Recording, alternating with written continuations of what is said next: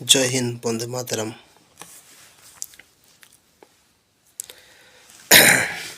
তো বন্ধুরা সব কেমন আছো? আসসালামু আলাইকুম। ওয়েস্ট বেঙ্গল থেকে সকাল থেকে একটা ভিডিও খুবই ভাইরাল ফেসবুকে, বাবরি মসজিদ। একটাই টপিক, বাবরি মসজিদকে নিয়ে। আচ্ছা ভাই, তোমাদের প্রবলেমটা কী বলো তো? যখন বাবরি মসজিদ হচ্ছে বীরভূমে, মুর্শিদাবাদে, যেখানে হোক, বীরভূম, মুর্শিদাবাদ, বর্ধমান, হুগলি, হাওড়া, কলকাতায়, আচ্ছা কার বাবার টাকায় বাঁধছে রে ভাই? কার বাবার টাকায় ভাঙছে?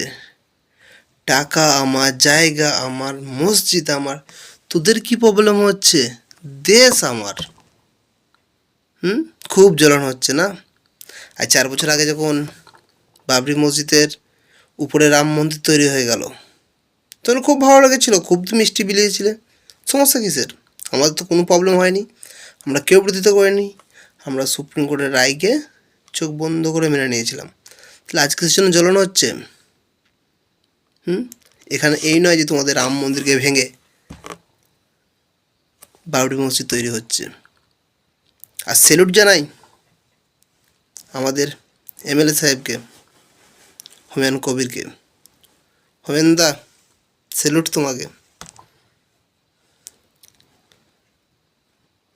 আর একটা কথা, যেসব হিন্দু, এই হিন্দু নয়, ওকে হিন্দু বলা যায় না, যেন বিরোধিতা করছে, কারণ যখন আমরা মুসলিম হয়ে আমরা বিরোধিতা করিনি, তাহলে ভাই তোরা করছিস কেন? তোরা যখন করছিস, একটা কথা বলে রাখি, তোরা এসে যে জায়গায় হচ্ছে না, সেই জায়গাটা একবার চেক করে নিস।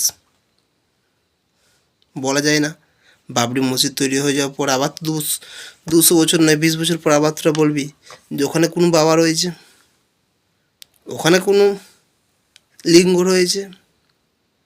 কারণ আমাদের যত মসজিদ সব তো লিঙ্গতে ভর্তি ভেতরে। তাই একবার খুঁজে যাস, হুমায়ুন কবিরের সাথে কন্ট্যাক্ট করে নিস, জায়গাটা জিসিবি নিয়ে খোদাই করে দেখে নিস, তারপরে নয় কাজ চালু হবে।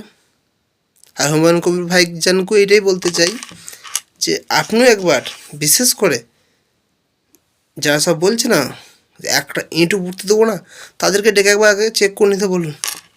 তাই চেক করে নে কোন শিবের লিঙ্গ আছে নাকি।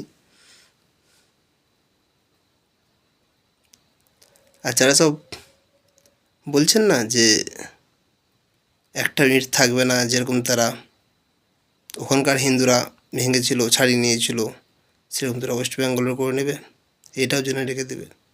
হাতে চুরি কেউ পড়ে নাই। দেশে শান্তি চাই, শান্তিভাবে হচ্ছে, হতে দাও। তোমাদেরও হয়েছিল, কেউ কিচ্ছু করেনি, তাই যখন হচ্ছে হতে দাও। তুমি তোমার ধর্ম পালন করো, আমাকে আমার ধর্ম পালন করতে দাও। আমি যেমন তোমার ধর্মে বাধা দিই না, তুমিও আমার ধর্মে বাধা দিতে পারো না। বুঝতে পারলে?